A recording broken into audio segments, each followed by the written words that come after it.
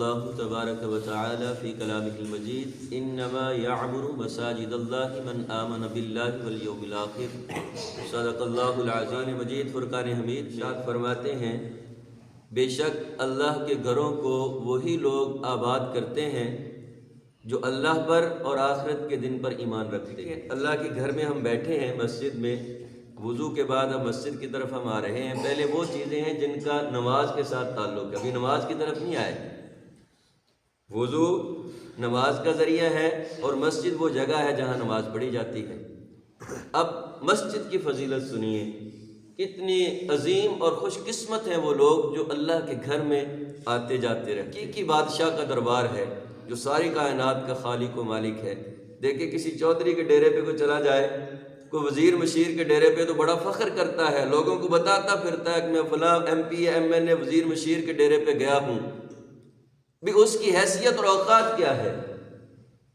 جو ہر چیز کا خالق و مالک ہے، جس نے ہمیں پیدا کیا، ساری کائنات پہ جس کی بادشاہت ہے، جو بندہ اس کے دربار میں آئے گا تو سوچئے اس کی شان اور مقام کتنا بلند ہوگا۔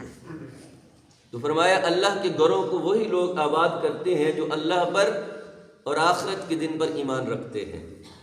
پیارے آقا صلی اللہ علیہ وسلم ارشاد فرماتے ہیں، فرمایا اذا رأیتم الرجل یتعاہد بالمسجد فاشہدوا لہ بالایمان۔ تم کسی بندے کو دیکھو کہ اس کا مسجد کے ساتھ تعلق ہے، مسجد میں آتا جاتا ہے، مسجد کے ساتھ محبت ہے اور مسجد کو آباد کرنے میں، مسجد کی صفائی اس کا مسجد کے ساتھ ایک تعلق ہے، تو فرمایا اس کے ایمان کی گواہی دے دو کہ اللہ نے اس بندے کو ایمان عطا کیا ہے۔ یہ بندہ کامل ایمان والا ہے جس کا تعلق مسجد کے ساتھ ہے۔ آقا صلی اللہ علیہ وسلم ارشاد فرماتے ہیں، فرمایا 7 بندوں کو اللہ تعالیٰ قیامت کے دن اپنے عرش کا ٹھنڈا سایہ نصیب فرمائیں گے۔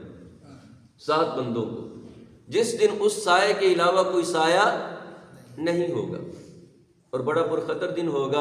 اور فرمایا ان میں سے ایک آدمی وہ بھی ہوگا رجل قلبہ معلق بالمساجد، جس بندے کا دل مسجد میں لٹکا رہتا ہو، مطلب مسجد میں لگا رہتا ہو۔